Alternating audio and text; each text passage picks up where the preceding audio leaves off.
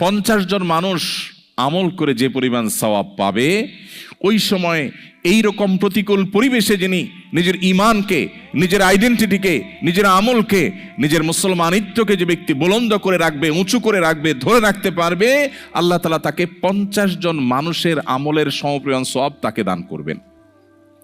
তিনি নামাজ পড়বেন 1 রাকাত, সওয়াব পাবেন 50 রাকাতের। তিনি রোজা রাখবেন একটা, সওয়াব পাবেন 50টার। তিনি হজ করবেন একটা, সওয়াব পাবেন 50টার। সাহাবীরা অবাক হয়ে গেলেন নবীজির এই কথা শুনে। তখন তো সেরকম কোনো পরিবেশ ছিল না, ঈমানের জন্য অনুকূল পরিবেশ ছিল মদিনাতে। নবী করিম সাল্লাল্লাহু আলাইহি সাল্লামের এই কথা শুনে তারা জিজ্ঞাসা করলেন, হে আল্লাহর রাসূল, আপনি যে বলছেন তখনকার মানুষেরা প্রতিকূল পরিবেশে ঈমানের উপরে টিকে থাকতে পারলে একজনে 50 জনের সওয়াব পাবে, সেই 50 জন কি আমাদের 50 জন নাকি তাদের সময়ের 50 জন? নবীজি তখন বলেছেন, আরে না,